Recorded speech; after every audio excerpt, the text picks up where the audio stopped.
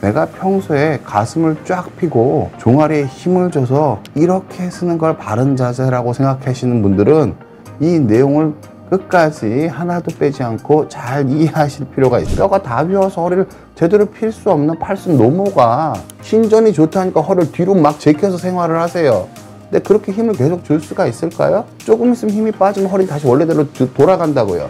그러면 허리의 흔들림만 엄청나게 많아져서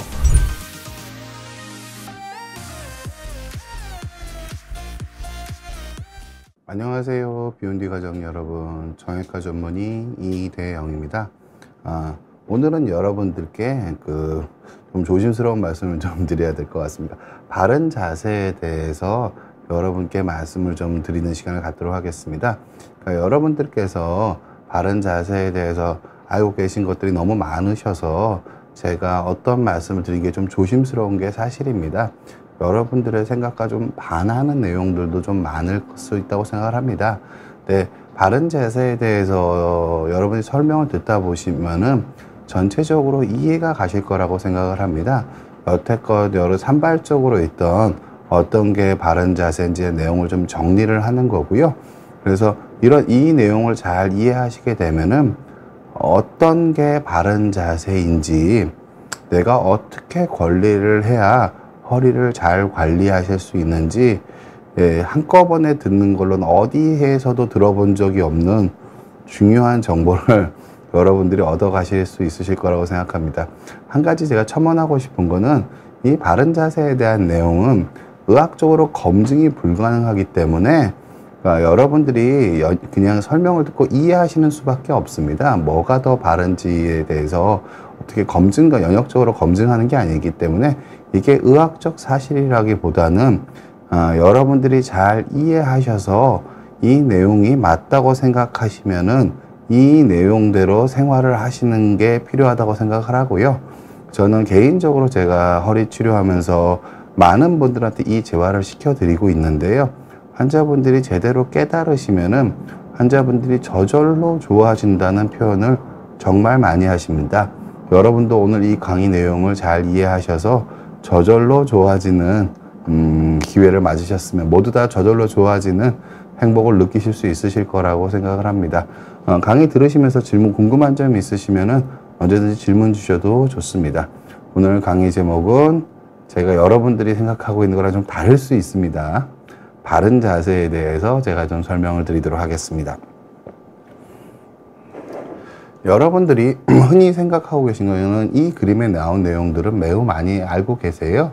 무슨 뜻이냐면은 여기 보시는 것처럼 이렇게 숙이고 있으면은 숙이면은 디스크의 앞쪽에 힘이 가면서 뒤쪽으로 디스크가 튀어나온다. 이건 안 좋다라고 많이 알고들 계세요.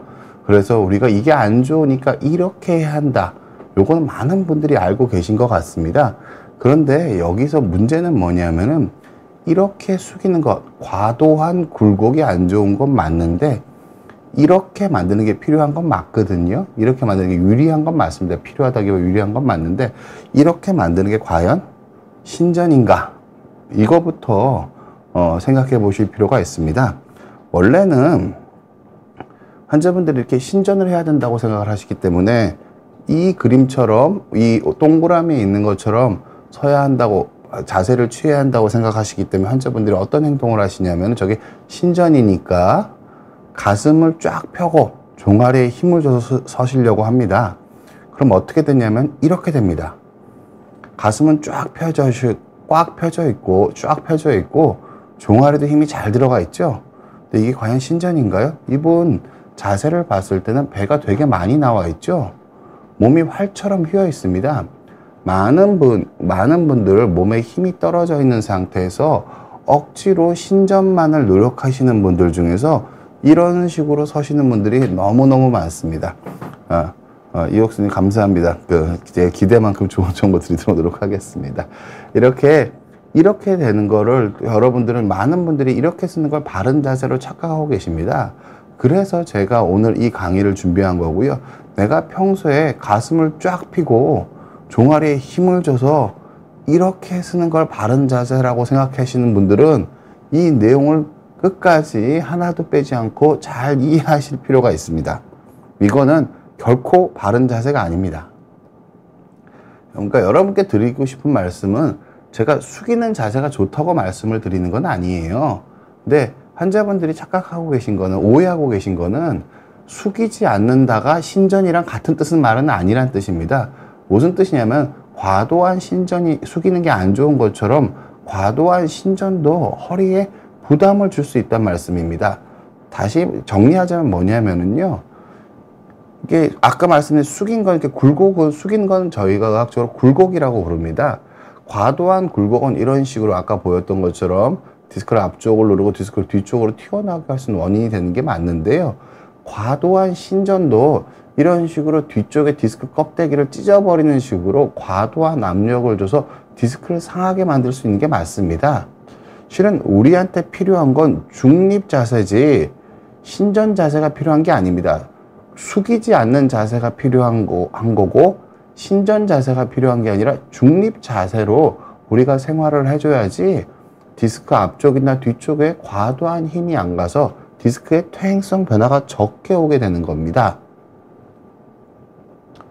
원래 원칙적으로는 허리뼈는 정상적으로 퇴행성 변화가 생기기 전에는 이런 식으로 전만, 후만, 전만, 그러니까 앞으로 휘어져 있다고 해서 전만이고요. 뒤로 휘어져 있다고 해서 후만입니다. 목은 전만, 흉추는 후만, 요추는 전만, 허리뼈는 전만. 이게 정상적인 게 맞습니다. 그래서 일반적으로 우리한테 필요한 자세는 신전 자세가 아닙니다. 크게 보면 요추 전만이 잘 유지되고 작게 보면 척추뼈에선 중립이 잘 유지되게 하는 게 중요한 겁니다. 그래서 중립 요추에 크게 봐서 전만 자세가 유지되도록 일상생활을 하는 게 중요합니다. 근데 이게 일반적인 원칙인 건 맞는데요. 그러면은 모든 사람이 이 자세를 취하면 좋을까요?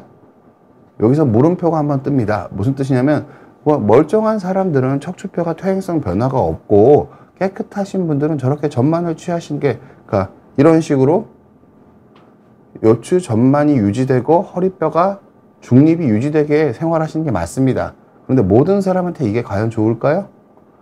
그림을 보시면은 많은 연세 드신 많은 분들은 이런 식으로 다발성 퇴행이 이미 와 계신 분들이 많습니다. 그럼 이분들은 이렇게 앞뒤로 이미 디스크 높이가 많이 낮아져서 요추 전만이 소실되어 버리신 분이세요. 정상적으로. 그러니까 디스크 자체가 이미 퇴행성으로 주저앉아서. 그럼 이런 분들은 전만 자세를 억지로 취하시려고 하면은 더 사악한 결과를 볼 수가 있습니다.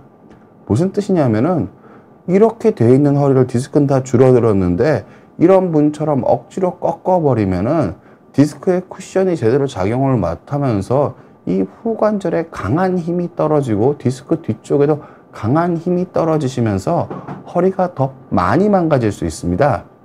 이런 분들은 허리를 안정적으로 가동할 수 있는 범위가 줄어든 거기 때문에 가동하는 범위를 줄이면서 일상생활을 훈련을 해야지, 환자분들이 신전이 좋다는 생각에 갇혀 계셔서 이렇게 퇴행이 많으신 분들도 억지로 전만을 하시면서 요추 전만을 만들려고 노력하시면서 허리에 허리에 부담을 키우시는 경우가 너무 많아서 제가 진료 현장에서는 너무너무 안타깝게 생각하고 있습니다. 무슨 뜻이냐면 원래 제가 처음에 설명드렸던 이 그림은 초기 디스크 발병 원인에 대한 설명입니다. 그러니까 발병이 무슨 뜻이냐면은 디스크가 어떤 형태로 퇴행이 되게 되면은 디스크가 뒤로 터져 나오는 순간에는 앞으로 숙인 순간에 과도한 굴곡이 있는 순간에 디스크가 뒤로 탈수를 할 수 있다는 뜻인데요. 신전도 아까 보여드린 것처럼 많이 하면 뒤쪽을 많이 눌러서 디스크에 섬유륜을 찢어버릴 수 있는 역할을 할 수 있습니다. 따라서 이 원리에 대한 설명은 초기 디스크 관리에 대한 설명입니다. 초기에 디스크가 한 군데가 터졌을 때 숙이는 자세를 일시에 허리의 통증이 갑자기 증가했을 때는 숙이는 자세를 좀 자제해야 된다 정도의 의미를 갖는 기전에 대한 설명이지, 이렇게 숙이면 협착증이 더 생긴다는 설명이라고 볼 수가 없다는 뜻입니다. 무슨 뜻이냐면은 그러니까 이거는 초기 디스크에 대한 설명이다. 협착에 대한 설명. 협착이라는 건 결국 허리의 퇴행성 변화거든요. 허리 협착증에 대한 설명은 이미 알려져 있습니다. 보시는 것처럼 협착증이 생기는 이유는 정상적으로 허리뼈가 이런 식으로 디스크도 정상이고 황색인대도 얇고 신경은 이렇게 빨갛게 지나가고 있는 거거든요. 원래 이게 정상적인 모습인데 어떤 이유로든 주로는 디스크가 퇴행을 겪어서 그렇겠지만 허리뼈의 흔들림이 증가하는 겁니다. 허리뼈를 자주 숙여서가 아니고 허리뼈가 과도하게 앞으로 많이 가고 과도하게 뒤로 가는 일이 많아서 굴곡과 신전이 여러 번 있게 되시면서 허리의 흔들림이 증가하고 이 흔들림을 잡기 위해서 주로는 인대가 두꺼워지는 겁니다. 그러니까 협착증의 원리는 디스크가 튀어나와서 협착이 생기는 게 아니에요. 인대가 두꺼워지는 게 협착증의 원리고 퇴행의 이유가 되는 겁니다. 퇴행이 있게 되면은 주로는 다른 관절과 다르게 허리에서는 황색 인대가 두꺼워지면서 척추관을 줄여서 신경을 누르게 되는 겁니다. 그리고 이게 더 가장 주된 이유고 이렇게 디스크 높이가 낮아지게 되면은 황색인대가 접히면서 황색인대가 좀 접히면서 황색인대가 척추관을 더 누르는 면도 있고요. 이 과정에서 디스크가 조금 더 퇴행성 디스크가 죄송합니다. 퇴행성 디스크가 늘어지면서 척추관을 좁히는 요소도 있지만 압도적으로 황색 인대가 두꺼워지면서 접히는 게 협착에서 훨씬 더 많은 누르는 퍼센트를 차지합니다. 그래서 퇴행성 디스크는 기본적으로는 협착을 이루는 작은 요소일 뿐입니다. 제가 협착증 치료를 아주 많은 숫자를 하고 있는 편인데요. 디스크 자체를 건드리는 경우는 열에 하나가 잘 안 됩니다. 즉 무슨 뜻이냐면은 협착 자체에서 디스크 자체가 아니라 협착으로 황색 인대가 두꺼워진 게 신경을 누르는데 절대적으로 많은 비중을 차지한다고 말씀을 드리는 겁니다. 근데 협착증인데 디스크 관리에 신경 쓰시는 건 현명한 게 아니겠죠? 황색 인대가 더 두꺼워지지 않도록 관리하시는 게 여러분들의 입장에서 올바른 관리라고 볼 수 있습니다. 쿨 엔젤스 님이 질문 주셨네요. 요추 전만이 맞다 틀리다 보다 허리랑 가슴 만들어서 문제라고 생각합니다. 목을 제자리에 박아두면 흉추, 경추도 제자리로 간다고 생각을 합니다. 이렇게 말씀 주셨는데요. 보통 제가 요 뒤에 설명을 하겠지만 보통 제가 설명을 들으면 이해가실 겁니다. 근본적인 걸 고쳐야 됩니다. 무슨 뜻이냐면은 허리가 똑바로 서 있지 않는데 목을 제자리에 가져갈 수가 없습니다. 그리고 코어 근육은 발생학적으로 코어에 힘을 잘 주면 목까지 저절로 한 번에 펴지게 됩니다. 그게 재활의 요체여서 목 따로, 가슴 따로, 고관절 따로 재활을 하는 게 아니라 코어를 잘 관리하게 되면은 저절로 몸이 바른 자세를 갖게 된다는 거를 여러분께서 제 설명을 들으면 이해를 할 수 있지 않을까 생각을 합니다. 네, 슬라이드 보여주십시오. 이 원인, 협착증이 허리에 퇴행이 증가하는 협착증이신 분인데 안 숙이려고만 하는 거면 초기 디스크 관리만 하시는 거지 협착에 대한 관리를 한다고 보기가 어렵습니다. 허리의 흔들림을 줄이려면은 어떻게 해야 하는지 여러분들이 생각을 해보시는 게 중요합니다. 여러분께 드리고 싶은 또 안타까운 말씀은 이겁니다. 굽어진 등은 협착의 결과이지 원인이 아닙니다. 여기 그림에서 보시는 것처럼 협착이 있으신 분은 허리를 피면 이렇게 척추관이 좁아서 신경이 눌리게 됩니다. 이렇게 숙이면 신경이 안 눌리게 돼서 신경이 펴지는 거고요. 그래서 굽어진 등은 협착증의 결과이지 원인이 아닙니다. 그래서 허리를 숙이기 때문에 허리가 굽어진다. 그거는 옳은 말은 아니고요. 정확히 말하면은 코어에 힘을 빼고 숙이는 작업을 상체에 힘이 들어가는 작업을 많이 하면은 허리에 흔들리는 힘이 커져서 협착이 빨리 진행할 수 있기는 합니다. 그런데 팔에 힘을 그렇게 많이 쓰지 않는 상태에서 단순히 숙이는 동작은 협착증의 원인이라기보다는 결과에 훨씬 더 가까운 일이라고 이해하시는 게 맞습니다. 그래서 어르신들 보면은 협착 때문에 허리를 못 피는데 과도하게 허리가 굽어진 게 협착의 원인이라고 생각을 하셔서 과도하게 어깨를 펴서 뒤로 제키시는 분이 많습니다. 그럼 과신전이 일어나서 허리에 오히려 더 안 좋은 영향을 미칠 수 있습니다. 아까 제가 사진에서 보여드린 분처럼 과신전의 원인이 됩니다. 그래서 굽어진 등을 억지로, 그러니까 배에 힘을 잘 줘서 허리를 펴야지, 팔로 제키고 상체를 이용해서 억지로 허리를 펴려고 하는 거는 협착을 진행을 방지하는 게 아니라 협착을 오히려 가속화시킬 수 있습니다. 그림에서 보시는 것처럼 숙이는 것만이 협착의 진행 이유가 아니라 허리가 흔들리고 이 중립 상태에서 과도하게 흔들리는 게 협착의 진행의 이유가 되는데, 저런 식으로 어깨를 피면은 허리에 과신전을 부를 수 있기 때문에, 부분적인 과신전과 부분적으로 구부러져 있음을 부를 수가 있기 때문에 허리에 흔들림을 만들어서 허리의 상태를 더 빠르게 악화시킬 가능성이 있다고 보셔도 좋을 것 같습니다. 그러면은 여러분들이 생각을, 이쯤 설명을 들은 생각이 들으실 겁니다. 그럼 흔들림을 줄여야 한다고 하는데 흔들림은 어떻게 줄여야 할까요? 효사랑님께서 말씀 주셨습니다. 돌 침대나 딱딱한 의자는 어떤지 궁금합니다.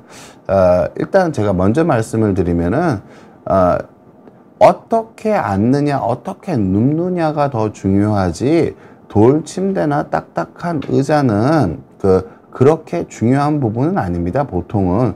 무슨 뜻이냐면 의자에 구부정하게 앉는지, 의자에 몸을 쫙 펴고 앉는지, 아랫배에 힘을 쫙 제대로 주고 앉는지, 아랫배에 힘을 잘 안 주고 앉는지, 돌침대에 옆으로 누워서 앉는지, 돌침대에 똑바로 누워서 주무시는지, 그러니까 이 재료보다 딱딱하고 무른 거보다 훨씬 더 중요한 게 있습니다. 보통 여러분들의 모든 궁금증은 잘못된 것이 아닙니다. 그런데 더 중요한 거에 관심을 가지시고 더 중요한 거에 올바른 판단을 하시게 되면은 건강관리가 쉬워지시는 거고요.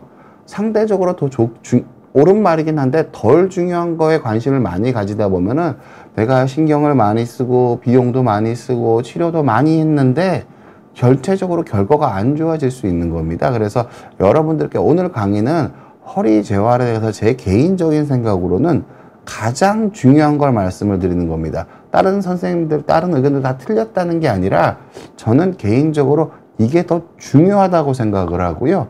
여러분들께서 이 내용을 잘 이해하셨으면 하는 생각을 하고 있습니다. 다음 슬라이드 부탁드립니다.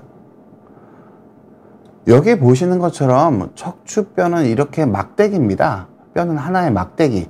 이 막대기가 우리가 일상생활에서 적게 흔들리면 좋겠죠? 근데 여러분도 다 아시겠지만 우리가 흉추를 많이 써서 흉추의 퇴행성 변화가 와서 문제되는 경우는 별로 없습니다. 그리고 고관절을 많이 써서 선천적인 문제를 제외하면은 고관절을 많이 써서 고관절 퇴행성 변화로 고관절이 망가지는 분 별로 없으세요. 근데 허리는 우리가 특별히 과도하게 많이 쓰지 않으시는 분들도 허리는 많이 망가져서 협착으로 고생하시는 분들이 너무너무 많아요. 그게 왜 그런 거냐면은요, 구조랑 관련이 있습니다.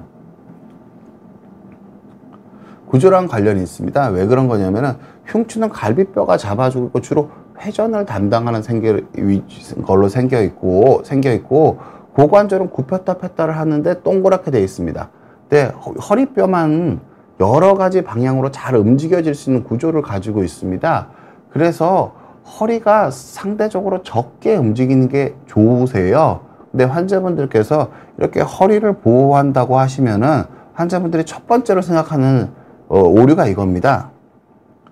허리 척추 주변에 근육을 강화하면은 허리가 안 아플 거다. 무릎 주변에 근력을 강화하면 안 아플 거다. 이런 생각을 많이 하세요. 무릎은 상대적으로, 무릎도 정확하게 말하면 제 개인적인 생각으로는 무작정 강화하는 게 좋은 게 아니라 반대쪽 다리랑 비슷하게 근력을 맞춰주는 수준 범위 내에서의 강화까지가 무릎의 안정성에, 무릎의 파괴를 막는 데 도움이 되는 거지, 무작정 강화하는데 무릎조차도 도움이 안 된다고 생각을 하는데요. 허리 자체는 훨씬 더 심합니다. 그 변이. 무슨 뜻이냐면은 환자분들은 얼핏 생각하면은 무릎 주변의 근육을 강화하듯이 척추 주변의 근육을 이렇게 강화를 해주면은 허리뼈에 떨어지는 힘이 줄지 않을까 생각을 하세요. 근데 정답은 X입니다. 왜냐하면은 척추는 뒤쪽에 있습니다.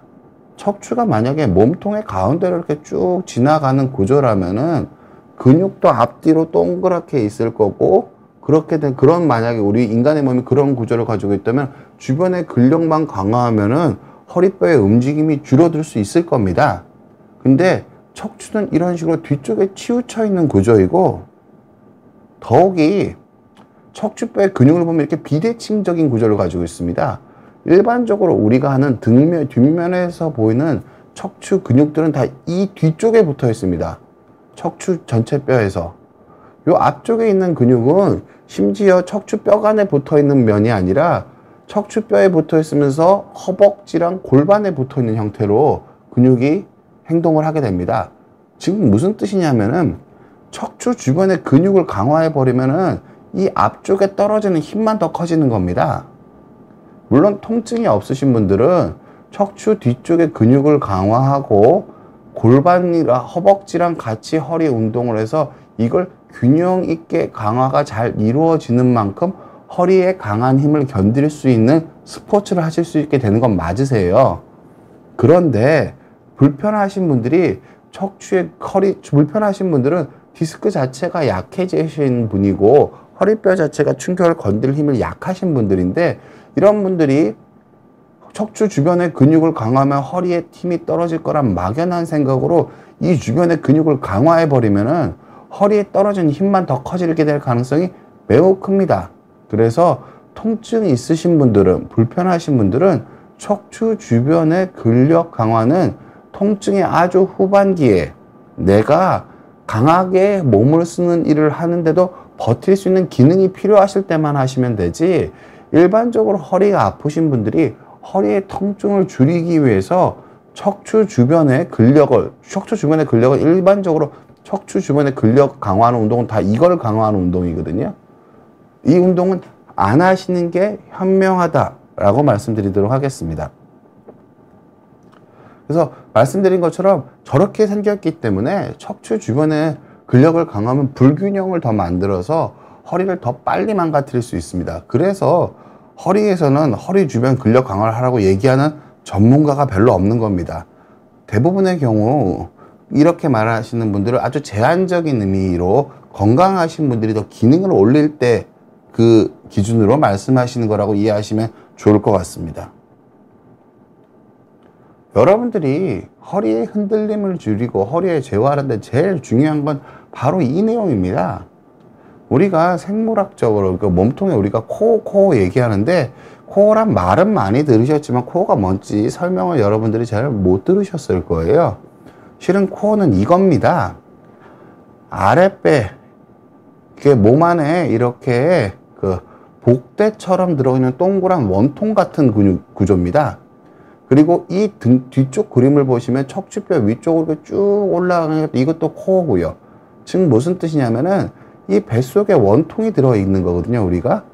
근데 아랫배만 힘을 잘 줄 수 있으면 보통 이게 우리가 느끼기엔 이 호흡 근육이기 때문에 이게 힘이 들어가 있는지 안 들어가는지 잘 느끼기가 어려워. 이거 인지가 어려운 게 재활에 되게 큰 문제인데, 아랫배에만 선택적으로 힘을 잘 줄 수 있으면 이 코어를, 이 복횡근, 이 뱃속에 있는 원통에 힘을 잘 줄 수가 있게 되시는 거예요. 그럼 우리가 생각해보면 알 수 있겠죠. 이 짝대기가 움직이는데 여기에 힘을 잘 써, 이 원통이 잘 버텨주면은 허리 부분은 적게 꺾이겠죠. 결국 우리가 허리가 망가지는 거는 허리가 많이 쓰기 때문이고 허리가 흔들리기 때문이라고 제가 말씀드렸잖아요. 근데 이 원통에 힘을 잘 주고 있는 순간에는 허리는 덜 흔들리겠죠. 아주 상식적인 얘기입니다. 그런데 이 근육은 호흡 근육입니다. 아주 깊이 있는 근육이고요. 잘 느끼긴 어렵지만 이게 훈련이 잘 되면은 아주 장시간 수축해 있는 상태를 유지할 수 있습니다. 무슨 뜻이냐면은 이건 숨 쉬는 근육이기 때문에 우리가 눈 뜨고 있는 동안은 계속 이 근육을 힘을 줄 수 있는 능력을 가지고 있다고 보시면 됩니다. 근데 우리가 흔히 강한 힘을 쓰는 거죽 근육들은 지속적인 수축이 힘듭니다. 금방 근육에 피로가 생기거든요. 그래서 이 호흡근을 이용한 코어의 아랫배에 지속적으로 힘을 주는 능력이 생기시게 되면은 허리는 자연스레 덜 흔들리게 됩니다.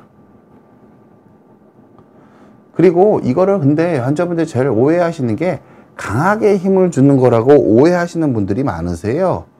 강하게 힘을 주는 게 전혀 아닙니다. 이 호흡근이란 건 그렇게 강하게 힘을 줄 수 있는 근육 자체가 아니고요. 이걸 상대적으로 옛날보다 강하게 주는 거지, 일반적으로 다른 근육을 쓰는 것처럼 힘이 들어가시면 보통 호흡근에만 힘을 주는 게 아니라 다른 껍데기 근육에 힘을 주는 경우가 대부분이 되시는 거예요. 그래서 이런 식으로 아랫배에만 힘을 잘 주시게 되면은 요 뒤쪽에 있는 근육은 어려운 말로 하면 협응력 관계에 있는 거고요. 쉬운 말로 하면 세트입니다. 이 아랫배에만 힘이 잘 들어가면은 등도 저절로 펴지게 되어 있습니다. 이 빨간색 근육들. 그럼 지금 무슨 뜻이냐면은 아랫배에만 힘을 잘 주면은 내 허리가 망가져 있고 허리가 휘어 있건 허리가 펴져 있건 내 허리뼈에 가장 맞게 그 상태에서 가장 덜 흔들릴 수 있게 바른 자세도 만들어주고 똑바로 핀 자세도 만들어주게 되고 허리에 추가적인 흔들림도 줄어드는 겁니다. 그래서 아랫배에 힘을 주고 일상생활을 생활화할 수 있는 능력을 키우셔야 됩니다. 생활화가 제일 중요합니다. 이쪽은 조금 이따서 설명드리도록 하겠습니다. 네, 여러분들한테 제일 중요한 거는 제가 이렇게 말씀드리면은 방송 보시는 분들이 바로 아랫배 힘을 꽉 주세요. 근데 대부분 그거는 아랫배 힘이 제대로 안 들어간 경우가 많습니다. 무슨 뜻이냐면은 이게 어려운 이유는 이게 어떻게 보면 되게 쉬운데 어떻게 보면 되게 어렵습니다. 이게 어려운 이유는 아랫배에만 힘을 주고 다른 데는 다 힘이 빠져야 한다는 점입니다. 그래야지 코어에 흔들림을 방지하는 효과, 자세가 발라지는 효과가 있을 수 있는 거예요. 무슨 뜻이냐면은 여기 계신 그 선생님 보면은 그 분을 보면은 아랫배에 힘을 몸을 숙였는데 등만 꺾였죠. 허리는 하나도 안 꺾였잖아요. 근데 이를테면 우리가 일상생활할 때 저렇게 몸을 숙일 때 등만 꺾이고 허리가 하나도 안 꺾일 수 있다면 허리가 안 아프겠죠. 허리 쓰는 양이 줄어들고 허리 흔들림이 줄어드니까요. 그런데 여러분이 생각해 보시면 금방 알 수 있습니다. 이렇게 몸을 숙이시는 분이 등을 굽히려고 힘을 주시는 걸까요? 배에는 힘을 안 주고? 아닙니다. 실은 아랫배에만 힘을 잘 주고 몸을 숙이려고 하는 거야. 팔에는 등 쪽에 힘을 다 빼고 아랫배에만 힘을 주고 몸을 숙이려고 하면 이 상태가 되는 거지, 등을 동그랗게 말려고 하는 힘을 주는 힘은 아주 작습니다. 즉 무슨 뜻이냐면은 아랫배에만 힘을 주고 다른 데 힘을 빼야지, 이런 식으로 허리가 굽혀지지 않는 일상생활 자세를 만드실 수 있는 거예요. 여기 보시면은 껍데기 근육, 그러니까 환자분들이 근데 배에 힘을 주라고 지금 이 강의 보시면서 많은 분들이 배에 힘을 딱 줬더니 몸이 굽혀진다는 느낌을 가지실 거예요. 그러면은 보통 그거는 아랫배에 힘을 준 게 아닙니다. 무슨 뜻이냐면은 아랫배, 아까 코어 근육은 이 속에 있는 근육입니다. 근데 이 근육은 그림을 보시면 아시겠지만 수평으로 돌기 때문에 힘이 들어가면 몸이 숙여지지가 않아요. 그럼 몸이 왜 숙여지는 걸까? 생각을 해보시면 금방 답을 얻을 수 있습니다. 이 수직으로 올라가는 근육에 힘이 들어가기 때문에 몸이 굽혀지시는 거예요.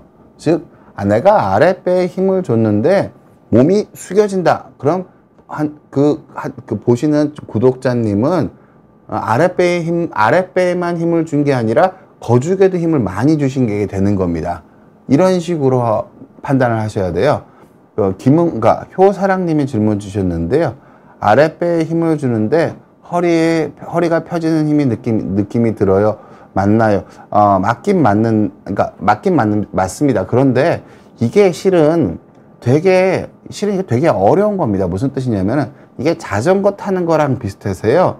그 밸런스를 느끼는 겁니다. 내가 아랫배에는 힘이 잘 들어갔고 상체나 하체는 힘이 잘 안 들어갔던 걸 느끼는 게 맞으세요.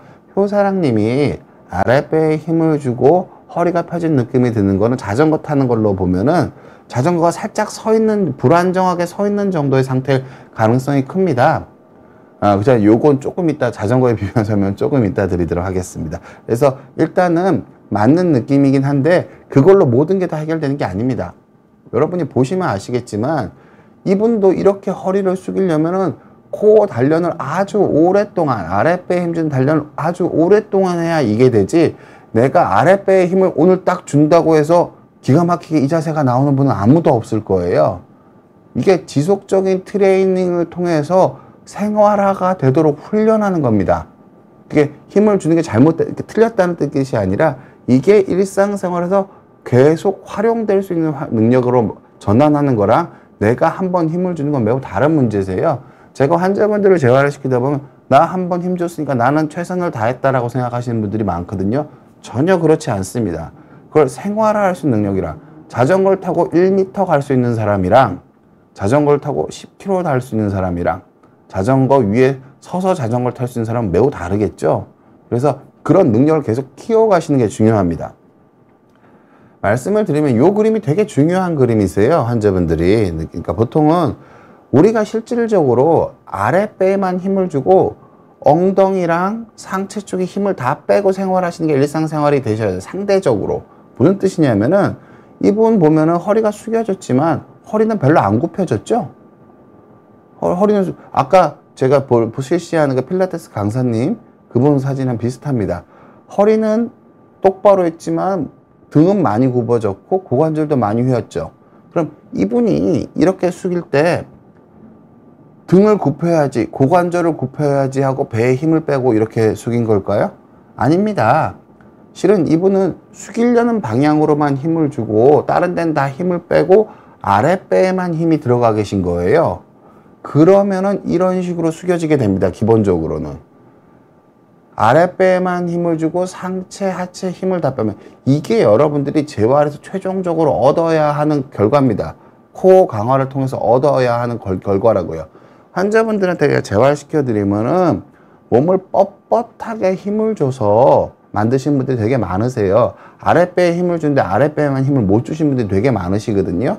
대부분의 분들은 그렇습니다. 그럼 이렇게 됩니다. 무슨 뜻이냐면은 되게 뻣뻣하게 굽혀져 있죠. 이렇게 되면 두 가지 문제가 있습니다. 첫 번째로는 운동 범위가 작아집니다. 뻣뻣하기 때문에. 그리고 두 번 비슷한 문제지만 뻣뻣하기 때문에 일상생활에서 활용도가 작으세요. 이렇게 힘을 주고 로봇처럼 움직이면서 일상생활을 할 수가 없다고요. 그리고 이렇게 뻣뻣하게 힘을 주는 거는 코어에만 힘이 들어간 게 아니라 주변 근육에도 힘이 다 들어가 있는 거거든요. 그럼 이 껍데기 근육들은 호흡 근육이랑 달라서 지속적인 수축이 불가능합니다. 이 제 가벼운 몸통도 20-30분 들고 있으면 못 들고 있을걸요. 근육에 피로가 생겨서. 그러면은 이렇게 되신 분들은 금방 내가 좀 복잡한 동작을 하거나 근육에 피로가 생기면 몸에 힘이 빠집니다. 코어에 힘이 빠진다고요. 그럼 이렇게 숙이는 결과로 바로 바뀌게 됩니다. 고관절은 별로 안 굽히고 허리만 동그랗게 많은 대부분의 환자분들은 이 두 가지를 반복합니다. 어깨를 써서 힘을 제끼면 보통 윗배에 힘이 많이 들어가거든요. 이런 결과랑 비슷한 결과가 오는 거예요. 그래서 이렇게 숙였다 폈다의 각도 변화만 커지는 경우가 많습니다. 그래서 아랫배에만 힘을 주고 엉덩이, 상체에다 힘을 뺄 수 있는 능력을 갖는 게 재활의 근본적인 목표라고 보실 수 있습니다. 여러분들 코어 운동 많이 좋아하시잖아요. 네, 보통 이게 대표적인 코어 운동입니다. 스쿼트, 어려운 스쿼트 운동이죠. 네, 스쿼트를 제대로 하면 이렇게 하는 거겠죠? 허리 곧게 펴져 있고. 그럼 이게 왜 코어 운동인가요? 허리 하나도 안 움직이는데? 똑바로 섰다가 이렇게 딱 앉으면 허리는 하나도 안 움직이잖아요. 이게 왜 코어 운동일까요? 근데 이건 코어 운동이 맞거든요. 무슨 뜻이냐면 버티는 겁니다. 내 다리나 내 체중이 변할 때 내 허리가 움직이지 않도록 버티는 게 코어 강화가 되는 거기 때문에 이걸 코어 운동이라고 부르는 거지, 허벅지 근육이 두꺼워지기 때문에 이걸 코어 운동이라고 부르는 게 아닙니다. 지금 무슨 뜻이냐면은 여러분들이 적절하게 아랫배에만 힘을 주고 몸이 흔들리지 않게 일상생활을 하는 능력을 키워가시는 것 자체가 코어 운동이지, 이런 식으로 스쿼트 하는 것만 코어 운동이라고 생각하실 필요가 전혀 없다는 뜻이에요. 일상생활에서 아랫배에 힘을 주고 몸을 안 흔들리게만 하면 충분한 자기 능력에 맞는 충분한 코어 운동입니다. 내가 오른쪽 왼쪽 체중 이동도 제대로 안 되고 한 발자국 걸을 때마다 몸이 흔들리시는 분이 이런 스쿼트가 코어 운동이니까 코어 운동을 하시면 허리가 흔들리면서 허리가 훨씬 더 금방 망가집니다. 몸을 안 흔들리게 잡아주는 것 자체가 코어 운동이라고 이런 걸 여러분께서 꼭 명심하셨으면 합니다. 즉 무슨 뜻이냐면, 이게 결과적으로 어떻게 되냐면은 코어의 아랫배에 힘을 잘 주면 몸이 적게 흔들릴 뿐만 아니라 일상생활에서 허리를 안 쓰고 고관절과 등을 쓰게 되는 게 저절로 이루어지게 됩니다.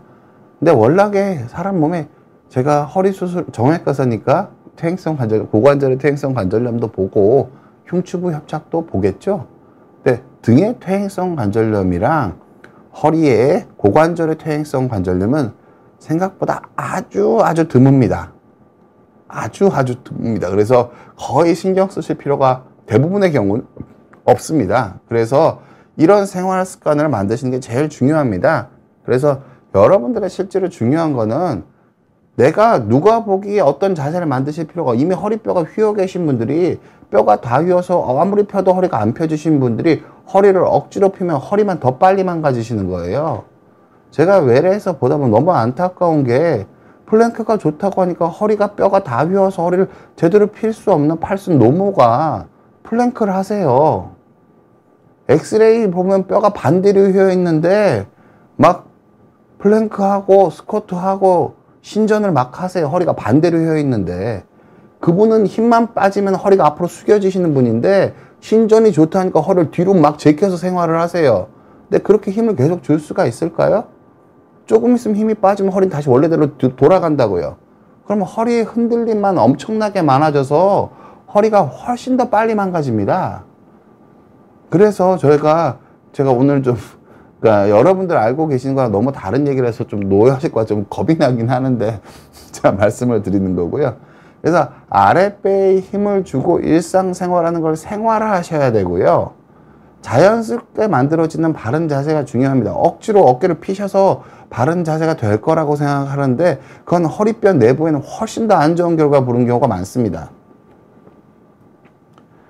그리고 아랫배에만 힘을 잘 주시고 엉덩이나 상체 힘을 다 충분히 푸시면 저절로 자세가 내 뼈에 맞게 최대한 내 몸이 펴지게, 우리 몸은 그렇게 되어 있습니다. 그래서 여러분께서 재활을 하실 때 남이 보기에 좋다고 하시는 걸 하지 마시고, 아랫배에 힘을 잘 주고 내 몸을 안 흔들리게 하고 팔에, 어깨에 과도한 힘을 충분히 풀어주시면은 누구나 자기 몸에 맞는 최적화된, 그러니까 여기서 최적화됨이란 허리의 흔들림이 가장 줄어드는, 그리고 나의 중립 척추에 가장 가까운 모습으로 잘 지낼 확률이 매우 높다고 제가 말씀을 드리는 겁니다. 뭐 다시 한번 같은 내용이지만 그 같은 데서 제가 이건 설명은 넘어가도록 하겠습니다. 그래서 아랫배에 힘을 주고 일상생활하는 게 습관이 되면은, 통증은 여러분들이 착각하시면 안 되는 게요, 망가져 있다고 아픈 게 아닙니다. 무슨 뜻이냐면은, 우리가 피부를 세게 꼬집잖아요. 꼬집을 때 되면은 우리가 화장실 변기에 앉아 있잖아요. 처음에 변기에 앉아 있다 보면 처음에 다리가 찌릿찌릿합니다. 신경이 눌리고 그러면 다리가 찌릿찌릿합니다. 근데 그 상태로 계속 앉아 있으면 안 아프죠? 그렇죠? 그러면은 오래 다리가 찌릿찌릿하다가 이제 안 찌릿찌릿해지면은 이제 신경이 안 눌리게 된 건가요? 아니죠. 그러다 이제 일었으면은 다리가 더 찌릿찌릿하고 힘이 잘 안 들어갑니다. 무슨 뜻이냐면은, 통증은 나쁜 상태에서 생기는 요소도 있지만 대부분의 더 큰 요소는 상태가 변할 때 생깁니다. 즉 허리에 흔들림이 줄어들면은 통증이 안 생기는 거지, 망가진 게 어긋나 있는 척추뼈가 맞아야 통증이 안 생기는 게 아니고요. 퇴행이 된 디스크가 젊어져야 통증이 안 생기는 게 아닙니다. 내가 일상생활할 때 흔들림이 적어져서 상태 변화가 줄어들면 통증이 줄어드는 거고요. 아까 제가 원인에서 설명드린 것처럼 흔들림이 줄어들면은 염증 반응이 줄어들고 허리의 퇴행이 지연됩니다. 그래서 내가 이기는 게 아니라 내 몸을 잘 보호하고 내 허리뼈가 내 일상생활 범위 내에서 잘 더 이상 흔들리지 않게 관리하는 게 여러분한테 중요하고, 그렇게 관리를 하시려고 하시다 보면은 저절로 바른 자세는 나올 수밖에 없습니다. 이분 영상을 한 번 더 보여드릴게요.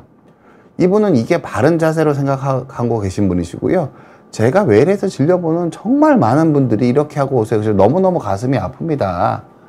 바른 자세에 대해서 너무너무 잘못된 생각을 갖고 계신 분들이 너무너무 많으세요. 실은 여러분이 그림 보면 아시겠죠? 이렇게 배가 나와 있으면서 걸으면은 머리 무게중심만 이게 따라서 앞뒤로 그러니까 이 몸을 이렇게 똑바로 서서 누르는 거랑 이 캔을 구부려서 누르는 거랑 뭐가 더 빨리 망가질까요? 허리가 윙윙 거릴 거면 디디실 때마다 휠 거예요. 허리 훨씬 더 빨리 망가집니다. 근데 이분한테 이분이 특별히 수련하신 게 아니에요. 그냥 어깨에 힘을 빼고 아랫배에 힘을 잘 주고 서보라고 하니까 이렇게 서지세요, 똑바로. 물론 고개는, 그러니까 어깨에 힘을 충분히 못 빼셔서 등까지 펴지진 않으셨는데, 최소한 이렇게 걸으시면은 걸을 때마다 허리가 휘는 건 없으실 거라고요. 이게 누가 봐도 어깨, 고관절, 발이 바로 서 있는 거잖아요. 근데 대부분의 어르신들이, 많은 분들이 신전에 너무 집착하셔서 이런 형태로 걸으신 분들이 너무너무 많으세요. 몸이 안 흔들리게 몸을 곧게 세우시려고 아랫배에 힘을 잘 주는 습관을 들이시는 게 너무너무 여러분들이 생각하는 것보다 너무너무 중요합니다. 여러분들이 꼭 명심하셨으면 하고요.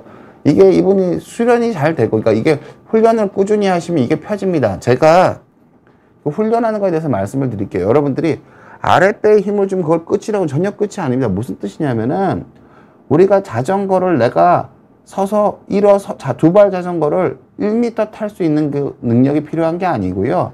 두발 자전거를 1m 탈 수 있는 건 아랫배에 힘을 주는 걸 약간 느끼기 시작한 상태라고 보시면 되고요.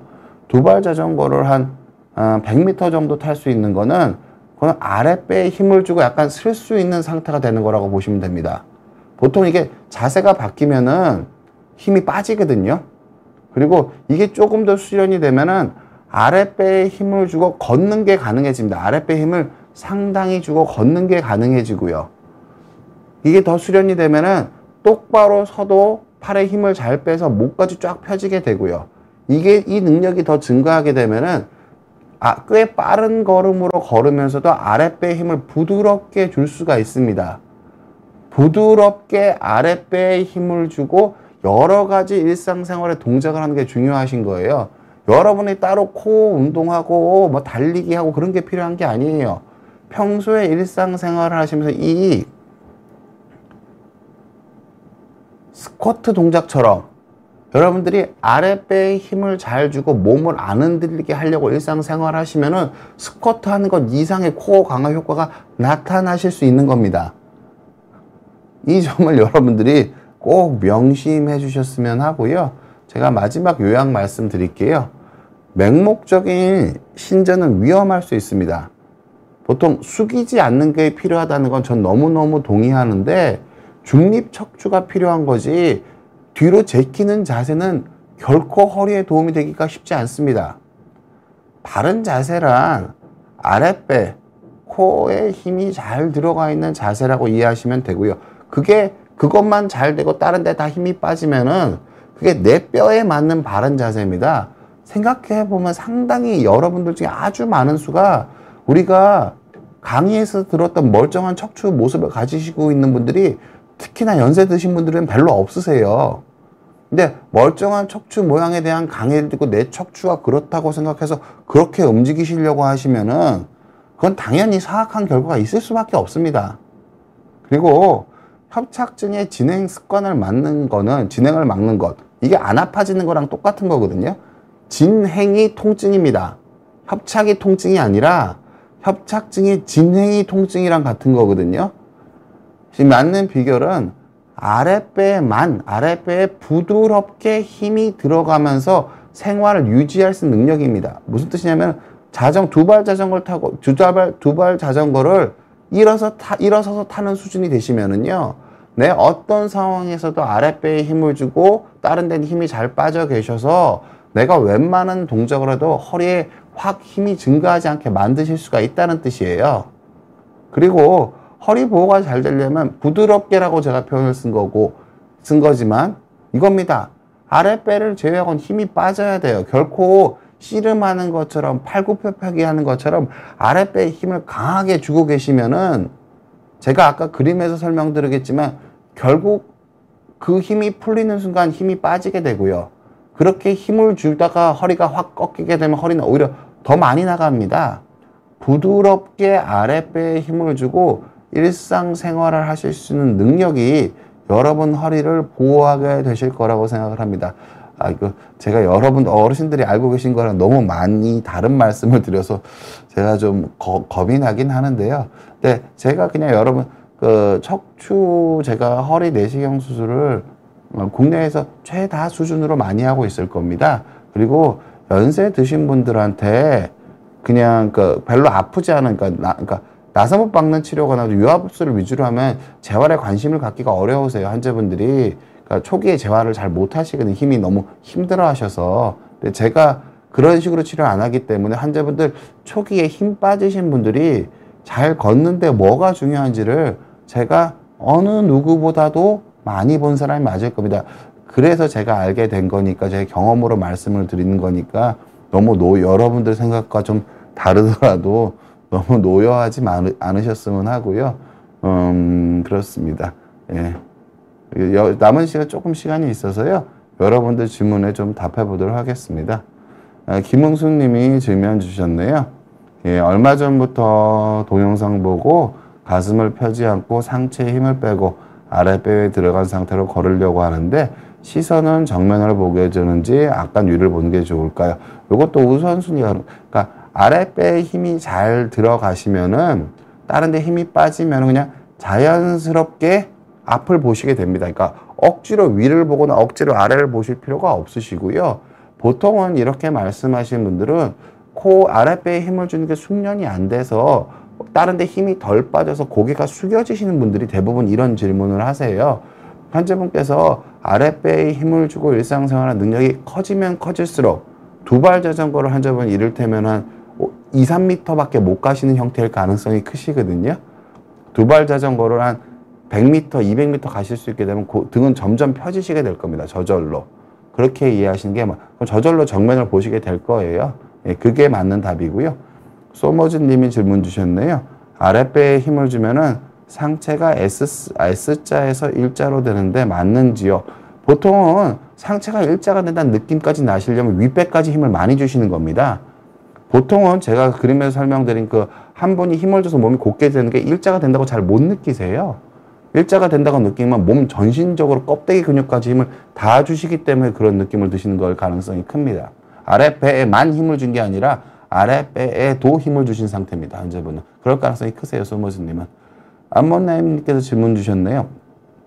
요추 CT상에서 4, 5번 사이 디스크의 넓은 중심성 돌출, 5번, 1번 천추 사이의 좌측 공으로 돌출, 좌측 경도 신경경 협착이 있대요. 일상생활에서 통증이 있지 않은데 병원 진료 필수적일까요? 환자분, 협착증은 그러니까 신경이 눌려 있다고 치료하는 게 아니고요. 신경이 눌려 있어서 이 눌려 있는 것 때문에 추세적으로 뇌 활동량이 줄어서 노화를 촉진한다고 생각하면 보통 이런 겁니다. 내가 6개월 전보다 키가 작아졌다. 내가 작년보다 보행 거리가 줄었다. 내가 작년보다 다리 두께가 한쪽이 좀 가늘어진 것 같다. 내가 잘 때 다리의 감각이 줄어든 것 같아. 그런 병원 가서 상담하실 필요가 있는 거고요. 이게 아픈 거는 대부분 몸 컨디션이 유지가 되면은 무리한 동작 안 하면 저절로 좋아지십니다. 그래서 CT나 MRI 소견으로 치료 여부를 결정하는 게 아니라 환자분이 내 증상의 추세를 봐서 이게 점점 힘이 빠지고 있으면 앞으로 힘이 더 빠지겠죠. 감각이 점점 무뎌지면 앞으로 더 무뎌지겠죠. 내가 허리 때문에 활동량이 점점 줄어드는 것 같으면 앞으로 더 줄어들겠죠. 그런 추세가 느껴지시면은 근본적인 치료하시는 것 위주로 생각하시는 게 맞고요. 그런 추세가 안 느껴지실 때는 제가 오늘 말씀드린 걸 참고로 해서 아랫배에 힘을 부드럽게 주고 일상생활하는 습관을 가져서 허리의 퇴행성 변화가 진행하는 걸 막으시는 게 가장 근본적인 치료입니다. 약 먹고 주사 맞는 건 그러니까 필요 없는 치료라는 게 아니라 근본적인 치료랑은 약, 주사, 시술은 근본적인 치료랑은 거의 관계가 없습니다. 치료를 하긴 하셔야 되지만 그렇게 이해하시면 좋을 것 같고요. 커피 크림님께서 지금 가슴을 펴고 다니려고 하다가 쇄골 밑에 통증이 오실 수 있나요? 일단은 저는 가슴을 펴고 다니시는 거 별로 좋은 습관은 아니라고 말씀을 드릴게요. 예, 그러니까 코에만 힘이 들어가 있고 나머지는 힘이 빠져 있어야지 이걸 중심으로 몸이 부드럽게 움직여지세요. 골프 선수들도 마찬가지고 테니스 선수도 마찬가지고 서핑하는 사람도 마찬가지고 탁구 치는 사람도 마찬가지입니다. 가슴을 억지로 힘을 줘서 피고 테니스를 치면 테니스 공이 안 맞습니다. 몸이 흔들리기 때문에. 가슴을 억지로 피고 셔틀콕을 치고 가슴을 억지로 피고 무슨 운동을 해도 몸이 흔들려서 퍼포먼스가 떨어집니다. 즉 가슴만 힘을 주고 억지로 피고 걷거나 움직이는 자세는 몸의 흔들림을 증가시켜서 허리의 부담을 키울 수 있는 것이 맞습니다. 보통 우리가 100m 말고 장거리 달리기 하시는 분들 보세요. 팔에 힘이 하나도 안 들어간 것 같아요. 가슴이 저절로 펴지는 거지 가슴을 억지로 피고 뛰지 않습니다. 기본적으로는. 가슴을 억지로 피려는 신경은 안 쓰시는 게 좋고 아랫배에만 힘을 주고 몸이 부드럽게 펴지려고 노력하시는 게 올바른 관리법이라고 이해하시는 게 좋을 것 같습니다. 아이고 여러분 오늘 강의 여러분에게 얼마나 도움 되셨을까 모르겠네요. 제가 척추의사로서 재활에 관해서 정말 진지하게 고민을 많이 했었고 제가 아주 오랜 기간 진지하게 고민한 결과고 제가 그 어디에서도 이 내용을 누군가한테 배우게 누군가한테 다 모아서 만든 내용이긴 하지만 어디서 듣기 어려운 내용이셨을 가능성이 좀 크다고 생각을 합니다. 여러분들께서 척추 관리 잘 하셨으면 합니다. 감사합니다.